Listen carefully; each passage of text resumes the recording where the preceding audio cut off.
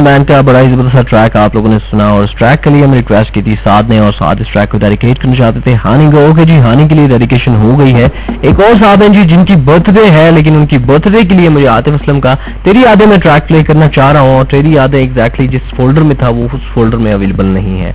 I don't know मेरे साथ ये क्यों होता है और इस चीज की डिस्टर्बेंस क्यों मेरे साथ हमेशा क्रिएट होती रहती है, ये क्या मसला है। राजा फहीम साहब आपकी बर्थडे है, आतिफ असलम का आपको एक जबरदस्त ट्रैक डेडिकेट करेंगे। Exactly let me find that track. अगर वो ट्रैक मुझे मिल जाता है तो एग्जैक्टली उसी ट्रैक को प्ले करूंगा। अदरवाइज मेरे पास नादान परिंदे जो है आतिफ असलम का अवेलेबल है, उसको प्ले कर दूंगा आपके लिए। उसके अलावा जी हमारे साथ है सारा। आतिफ या फलक का मेरा मन सुनना चाहती हैं और डेडिकेट करना चाहती हैं अपने भाई को। सलाम and best wishes. Thank you so very much सारा। एंड उसके अलावा कौन है जी हमारे साथ, ये आई एम सॉरी साला, मैंने आपका नाम जो है गलत अनाउंस किया था। एंड दिस इज SALAH साला। एंड आप सुनना चाहती थी जोल बैंड का कोई ट्रैक, जल को भी हम प्ले करेंगे, लेकिन पहले मैंने आपके नाम को करेक्टली अनाउंस कर लिया। I am extremely very sorry for that. Exactly जो चीज मुझे मिली थी मैंने वही पढ़ी और मैंने स्पेलिंग इसलिए लिए थे कि कहीं मैं प्रोनाउंस गलत ना करूं, ताकि आपको करेक्ट करने के लिए कि ये चीज मेरे पास आई और मैंने इसको ऐसे प्रोनाउंस किया। फायजा जमील मेरे साथ है। How are you Faiza Jamil? सलाम इन बेस्ट, thank you so very much. Hamdullah Mulakhel, Hayatullah Mulakhel and Ejazullah Mulakhel, Hikmatullah Mulakhel भी आपके साथ हैं। डीजी पसंद का कोई ट्रैक सुनना चाहते हैं, डेडिकेट करना चाहते हैं इस ट्रैक को पूरे कोयटा को। Thank you so very much. आप बड़े जनरस हैं जी, आपकी पार्टिसिपेशन मुझे बड़ी अच्छी लगती है क्योंकि आप हमेशा डीजी पसंद का कोई ट्रैक सुनना चाहते हैं। I like you very much हिकमत, एजाज एंड हमदुल्ला मुलाखेल। इसके अलावा हयातुल्ला मुलाखेल, आपका नाम मैं पता नहीं क्यों, आपके 4 नाम है ना, इसलिए मुझे थोड़ा सा कंफ्यूजन हो जाता है कि किसका नाम अनाउंस हुआ है या किसका नहीं हुआ।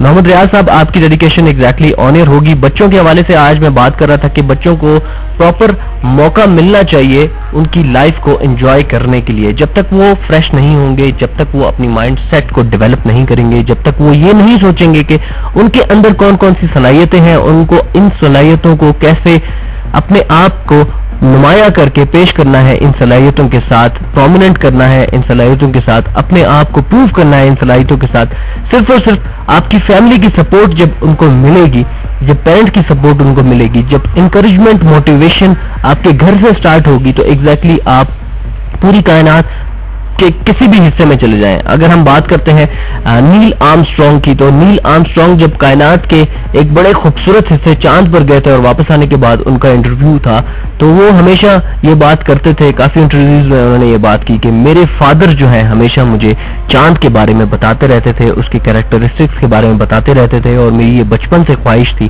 कि मैं इस चांद तक पहुंचूं। और कभी कभी मैं मजाक में अपने फादर को कहता था कि क्या हम चांद पर कभी जा सकते हैं, तो मेरे फादर कहते थे yes you can do that. और एग्जैक्टली मैं चांद से होकर आ गया, दुनिया का पहला शख्स जिसने चांद पर पहला कदम रखा था, तो उसने ये बात की है। तो बचपन से ही आपने उन ख्वाहिशात को, उस क्रेज को डेवलप करना है, उनको वो अपॉर्चुनिटीज देनी है, उनको वो मौके देने हैं। और उसके बाद मैं आपको एक थोड़ी सी थ्योरी बताऊंगा कि अल्लाह ताला ने जो है जिन जो बनाए हैं, फरिश्ते जो बनाए हैं, इंसान जो बनाए हैं, इनमें क्या क्या चीजें हैं, पौधे बनाए हैं, जानवर बनाए हैं, उनमें कौन कौन चीजों की कमी रखी गई है और इंसान को कौन कौन सी चीजें मिली हैं जिसकी वजह से इंसान अशरफुल मखलूकात बना है। फिलहाल एक और ट्रैक एग्जैक्टली प्ले करते हैं क्योंकि ज्यादा देर हम बोल नहीं सकते। ज्यादा बोलने की वजह यह है कि कुछ लोग जो है बोर हो जाते हैं, जिनको किसी की बातों में कुछ इंटरेस्ट नहीं होता ना, जो म्यूजिक सुनने के लिए एग्जैक्टली शो सुनते हैं, तो उनको हम ज्यादा तंग नहीं करते।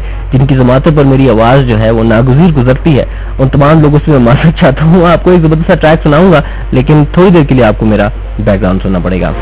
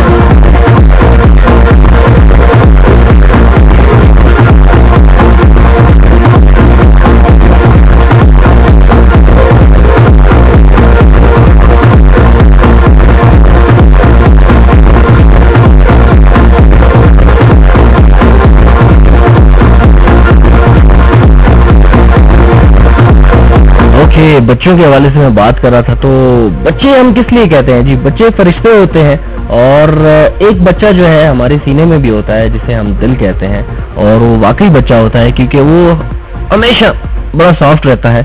चाहे उसको जितना सख्त करने की कोशिश करें, उसका एक ब्रेकिंग पॉइंट होता है, कहीं ना कहीं आकर जरूर टूटता है, कहीं ना कहीं आकर उसको किसी न किसी चीज का एहसास जरूर होता है। और वो कितने ही सख्त दिल हो, जितना ही संग दिल हम उन्हें समझते हैं, ये बच्चा उनको उनकी मासूमियत की शनाख्त जरूर करवाता है।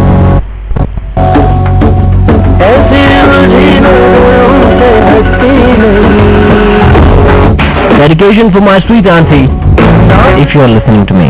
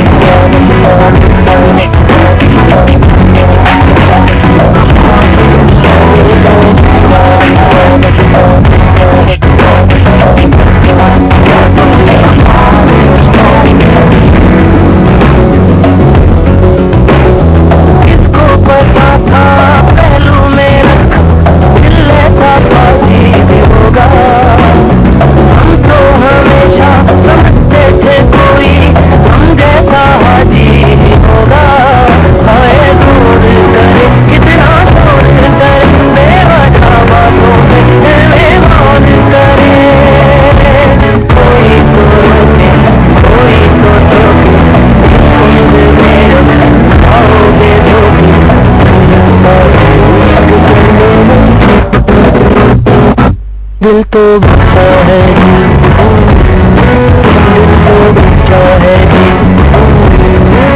थोड़ा बच्चा है जी, दिल तो बच्चा है जी।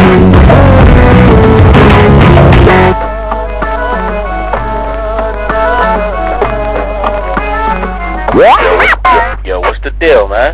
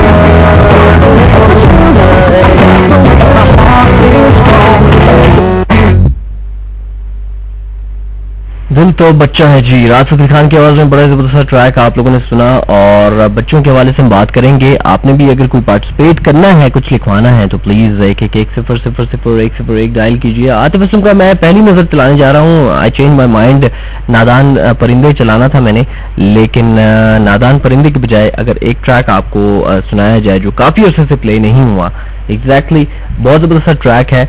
और राजा फहीम साहब, एक बार फिर से आपको बर्थडे विश करना चाहता हूं मैं। Happy birthday and many many happy returns of the day. Mohammad Riyaz साहब, आपने राजा रहीम को बर्थडे विश किया था और आप डेडिकेट करना चाह रहे थे आतिफ असलम की आवाज में कोई भी ट्रैक प्ले करना था। मैंने तेरी यादें मुझे नहीं मिला।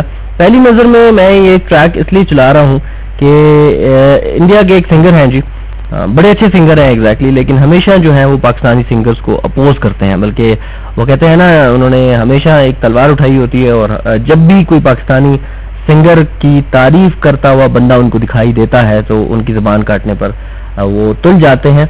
एक दफ़ा एक कंपटीशन में वो जज थे, तो एक पार्टिसिपेंट ने आतिफ असलम का पहली नज़र सॉन्ग गाया, बहुत अच्छा गाया, और उसके बाद उस बंदे को तो बड़ी तब चढ़ गई कि भाई ये बंदा जो है इसने पाकिस्तानी सिंगर का गाना मेरे सामने कैसे गाया।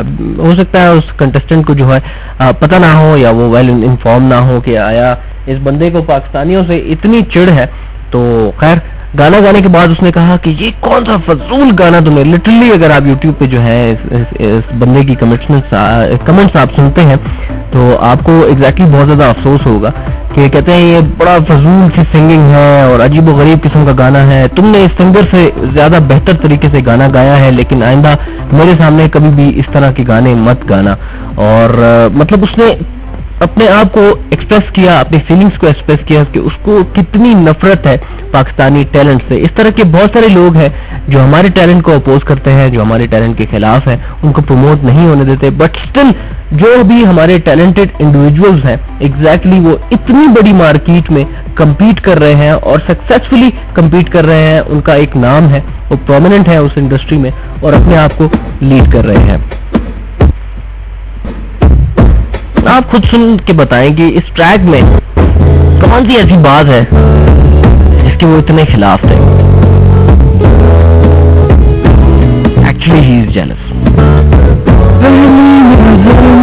कैसे जादू कर दिया तेरा बन बैठा है मेरा जिया, जाने क्या होगा क्या पता, इस पल को मिलके याद ले जरा, मैं हूँ यहाँ, तू है यहाँ, मेरी बाहों में आ, अभी जा, वो जाने मेरी बाहों में आ, भूल जाना, वो